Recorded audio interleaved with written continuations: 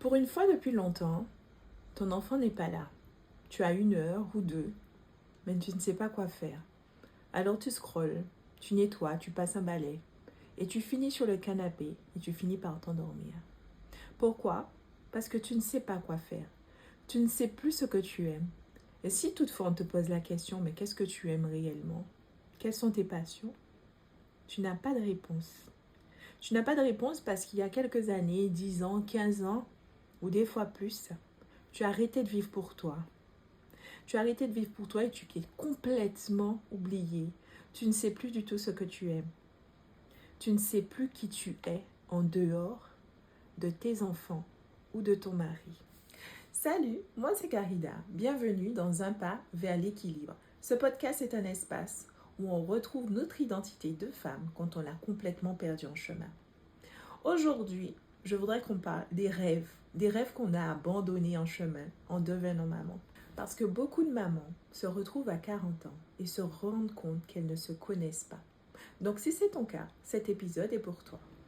Avant d'être mère, j'avais des rêves, comme tout le monde je pense. Je vivais à Saint-Martin et j'adorais ça. Je voulais voyager, découvrir, vivre librement. Je voulais reprendre mes études aussi. C'était des projets concrets, pas des rêves vagues. Mais je voulais aussi des enfants, une famille. Je connais toute cette histoire de l'horloge biologique. Donc projet bébé oblige, une fois enceinte, je suis rentrée en Guadeloupe. J'ai vite réalisé que les rêves, ça change quand tu es mère. Pas parce que tu n'en veux plus, mais parce que soudainement les priorités changent. Je parle de finances, de survie. Se nourrir vient en premier. Payer le loyer vient en premier. S'assurer que ton enfant a ce dont il a besoin vient en premier. Et les rêves, ils glissent. D'abord, c'est je vais les faire plus tard, quand ils seront grands. Puis, c'est quand j'aurai plus d'argent ou plus de temps. Et un jour, tu te réveilles et tu réalises que ça fait 10 ans. Des années plus tard, ils n'ont pas été concrétisés. Et pire, ils sont même parfois oubliés. J'étais auxiliaire de puériculture, c'est vrai, c'était mon métier. Mais quand j'ai eu mon premier fils, je me voyais, au moins les premiers temps, rester avec lui, prendre soin de lui, le voir grandir, être présente. C'était mon rêve de maman. Mais en France, et c'est paradoxal, une mère qui veut rester avec son nouveau-né n'est pas vraiment aidée. En revanche, elle est aidée pour le faire garder par quelqu'un d'autre. Donc tu as le choix, rester sans revenu ou confier ton enfant à la crèche et retourner travailler. Et quand tu dois choisir entre nourrir ton enfant et être avec lui, tu sais ce que tu choisis. Donc il a fallu que je reprenne le travail, la boule au ventre. Le pire, c'est que je devais aller m'occuper des enfants des autres personnes pendant que mon enfant était en garderie. Pendant que je rêvais d'être avec mon fils, c'est fou, non? Donc non, ma maternité ne s'est pas passée comme je l'avais imaginé. Et ça, c'est un rêve aussi que j'ai dû abandonner. Maintenant, ce qui est important à comprendre, et la nature est bien faite sur ce coup-là, c'est que quand tu deviens mère d'un nouveau-né, et c'est normal d'être en hyper-vigilance, c'est naturel d'être dévoué à cet enfant. C'est même nécessaire, parce que la survie de ce petit être en dépend réellement. Il dépend de nous. Donc oui, tu mets tout le reste de côté. Ce n'est pas de l'égoïsme, c'est de la survie. Mais le problème, c'est qu'à force, avec les années qui passent, tu oublies comment arrêter. Ton enfant a 2 ans, il peut manger seul, il peut vivre sans toi, pendant 2 heures au moins, mais toi, tu es toujours en mode alerte. Ton enfant a 5 ans, il est à l'école 8 heures par jour, sans toi, mais toi, tu penses à lui chaque seconde de la journée. Ton cerveau n'arrive plus à se détendre et tu t'oublies littéralement. Moi, c'est exactement ce qui s'est passé. J'avais des choses que j'aimais, des passions, mais une fois maman, tout m'a paru un peu moins important. Seul comptait mon enfant, ce qui est normal au début. Mais le problème, c'est que ça a duré, jusqu'à ce que je me demande, où est Carida dans tout ça? Et la réponse était, nulle part.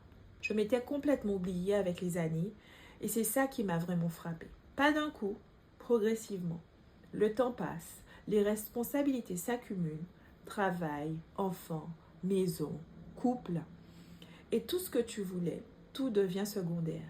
Les rêves deviennent un luxe, quelque chose pour plus tard, quelque chose pour quand ce sera moins chargé et quand tu auras du temps. Mais ça, ce n'est Ce n'est jamais le cas, ce n'est jamais moins chargé. Donc tu acceptes tes responsabilités. C'est fini, j'étais jeune et naïve, j'avais des rêves, mais aujourd'hui, j'ai des responsabilités. J'ai des enfants, je suis maman. Et tu continues, tu gères, tu survis, mais tu ne vis pas. Et tes enfants, ils voient une maman qui existe, mais qui n'est pas vraiment présente. Une maman submergée, une maman qui ne sait pas comment arrêter, une maman qui a oublié qui elle était. Et voilà pourquoi c'est important que tu retrouves tes rêves, les tiens.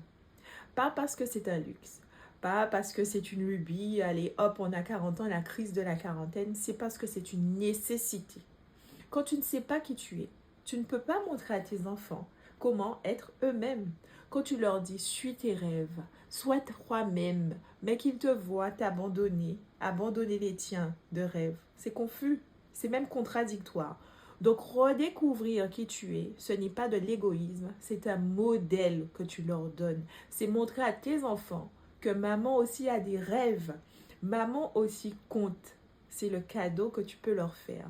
Parce qu'ils vont grandir et se dire, ah, je peux aussi exister en dehors de mes obligations, de mes responsabilités, en dehors de la société, en dehors de ce qui est universel. Et peut-être qu'ils vont éviter le piège dans lequel tu es tombé. Peut-être qu'ils vont garder une partie d'eux-mêmes, même en devenant parents. Donc oui, c'est important, vraiment important.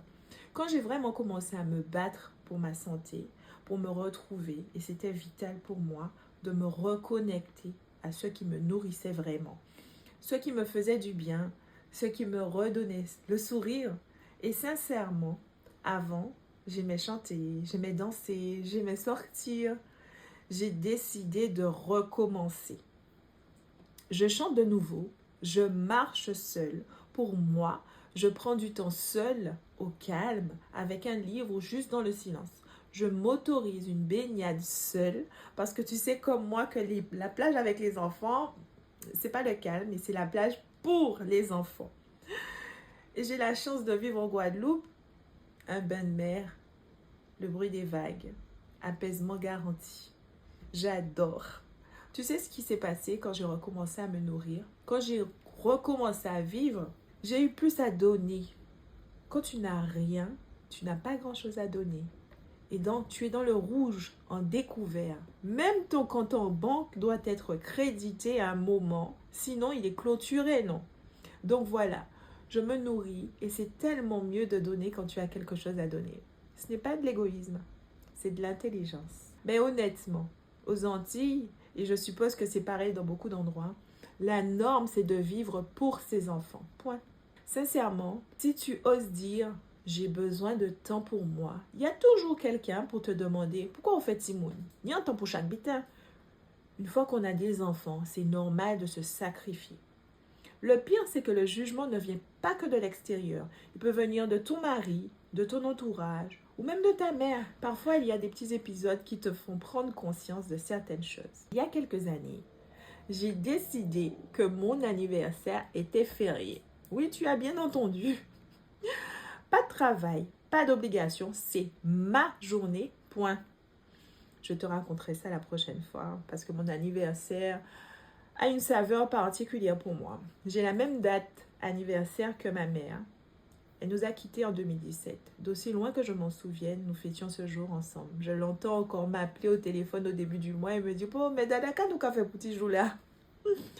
Donc, sincèrement, ce jour-là dans ma vie, j'ai décidé qu'il était férié. Point. Et cette année-là, pour mon anniversaire, je me suis organisée une journée pour moi. Un massage sur la plage à Saint-François. J'adore me faire masser. Un bon bain à la Pointe des Châteaux. Un déjeuner en solo à la marina de Saint-François, vue sur la mer et les bateaux, avec les oiseaux en fond. Et bien évidemment, un gâteau avec un petit café pour la touche sucrée. Et pour finir en beauté, 1 heure de karaoké. J'adore chanter, je vous l'ai dit, oui. J'ai passé une excellente journée d'anniversaire. Et tu sais quoi? Je l'ai fait seule, toute seule, comme une grande. Quelques jours plus tard, je raconte ma journée à un couple d'amis. Et là, le mari me dit, po, mais dada, ça t'est qu'est te fait ça veut Maria, non? Il me dit que ça aurait été plus normal de le faire avec mon compagnon. Je t'avoue, à l'époque, j'étais encore au stade de me justifier. Parce que ça aurait été aujourd'hui, bon. Donc, nous avons échangé. Mais aujourd'hui, non, je ne justifie plus. Et c'est ça que je veux te dire. À toi qui me regarde ou qui m'écoute. Surtout aux messieurs qui m'écoutent peut-être. Pour que votre femme soit douce, patiente et disposée, elle a besoin de se ressourcer. Sans vous et sans les enfants. Ce n'est pas un luxe, c'est une nécessité. Merci. Je sais ce qui pourrait te passer par la tête en m'écoutant. C'est bien beau, mais moi j'ai 40 ans, 45 ans, 50 ans. C'est trop tard. Les rêves sont pour les jeunes. Non! Je te le dis maintenant. Tant que tu es en vie, il n'est jamais trop tard. Tant que tu as la santé, il n'est jamais trop tard. Et d'ailleurs, ça favorise ta santé et ça entretient ta santé, de te ressourcer, de prendre soin de toi. J'ai rencontré sur les bords de cours des femmes de 50 ans qui avaient décidé de changer de métier car elles avaient suivi les directives de leurs parents à l'époque pour leur choix de profession. Je vais même te prouver avec mon propre exemple parce que oui, j'ai plus de 40 ans, même si ça ne se voit pas. Et aujourd'hui, je me forme. Je découvre de nouvelles compétences, des choses que je ne connaissais pas. J'ai lancé un podcast, tu vois, tu m'écoutes en ce moment même. Je suis sur les réseaux, face caméra, en direct, vulnérable. Tout ce que je n'aurais jamais imaginé pouvoir faire avant, jamais. Et pourquoi? Parce qu'à un moment, j'ai décidé de m'écouter, mon cœur, au lieu d'écouter la voix qui disait c'est trop tard. Je me suis lancée, je suis sortie de ma zone de confort. Au début, c'était effrayant, c'est vrai. Mais pour rien au monde, je ne reviendrai en arrière. Rien. Maintenant, je me lance dans de nouveaux projets, mes projets, pas les projets de quelqu'un d'autre, les miens.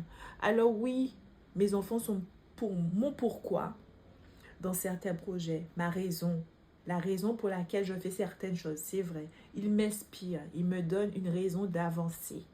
Mais c'est important, il y a une chose que j'ai appris, les enfants retiennent surtout ce qu'ils voient, pas uniquement ce que tu leur dis, pas ce que tu leur dis, pas ce que tu prétends, ce qu'ils voient. Donc quand je dis à mes enfants, suis tes rêves, sois courageux, crois en toi et qu'ils me voient faire, me former, avancer, malgré la peur, parce que la peur est toujours là, mais j'ai décidé de l'affronter et de ne plus me laisser diriger par elle. Et ça, c'est important. Ils comprennent vraiment, pas parce que je l'ai dit, mais parce qu'ils le voient. Et ça, c'est tellement plus puissant que n'importe quel conseil que je pourrais leur donner. Donc, j'ai fait le choix de prendre mes responsabilités. Pas les responsabilités qu'on m'a dit de prendre, mes responsabilités. La responsabilité de ma vie, la responsabilité de mon bonheur et plus que tout la responsabilité d'être un modèle, pas un modèle de perfection, un modèle de courage, de transformation, de résilience pour les enfants qu'ils sont, pour les hommes qu'ils vont devenir, pour les époux et les pères qu'ils vont être un jour. Parce que si mon fils me voit me battre pour mes rêves, prendre soin de moi, exister pleinement, alors un jour, il acceptera et encouragera sa femme dans cette démarche. Et la nouvelle norme en devenant mère sera d'être femme, une femme qui ne se perd pas, une femme qui existe. Et si ta fille te voit faire ça, elle saura que c'est possible, que c'est normal, que tu as le droit de prendre soin de toi, de poursuivre tes rêves, d'exister malgré la maternité, avec la maternité. Donc voilà ce que je veux que tu retiennes. Il n'est pas trop tard. Tu as peut-être abandonné un rêve, peut-être qu'il a changé, évolué, et ça c'est normal aussi parce qu'on évolue avec le temps. Il s'est juste endormi, il n'est pas mort. Et tu peux le réveiller à 30 ans, à 40 ans, à 50 ans, à tout moment. Donc cette semaine, tu vas faire quelque chose de simple, mais puissant. Tu vas te poser une question. Avant tout ça, avant les enfants, avant le mariage, avant la vie de couple, avant les responsabilités que j'endosse au quotidien, qu'est-ce que je faisais? Qu'est-ce qui me rendait heureuse? Qu'est-ce que j'aimais faire pour moi? Pas pour être occupée, mais parce que ça me nourrissait ou me motivait vraiment. Et tu vas te rappeler un livre, un loisir, un sport, un apprentissage, un projet, quelque chose, un voyage, une destination. Tu vas écrire la réponse. Puis, et c'est important, tu vas faire une petite chose en lien avec ça cette semaine. Une toute petite chose qui te rappelle ce que tu voulais faire. Si tu aimais lire, tu liras 10 pages. Si tu aimais danser, tu mets une chanson et tu danses sans aucune raison. Si tu aimais écrire, tu écris 1 ligne, 2 lignes. Même si c'est un peu brouillon, tu écris. Si tu aimais voyager, tu regardes une destination qui t'attire et tu te projettes. Si tu aimais chanter, tu chantes, même juste sous la douche ou dans la voiture. Juste ça, une petite action pour dire à ton cœur, je ne t'ai pas oublié et je t'invite à venir nous en parler dans le cercle. Le cercle, c'est le lieu où ça se passe. Le lien est en bio, il n'y a toujours pas d'agenda, toujours pas de deadline. Tu viens quand tu es prête. Si cet épisode t'a parlé, n'hésite pas à le partager à une autre femme qui elle aussi a perdu ses rêves en chemin. Aide-moi à diffuser ce message d'espoir pour que les femmes se replacent enfin au centre de leur vie et qu'on change enfin la norme. N'hésite pas à liker, à partager et à commenter. En attendant, à la semaine prochaine pour un pas vers ton équilibre. Prends soin de toi. Sois la meilleure amie de ton âme. Belle Bossicrée.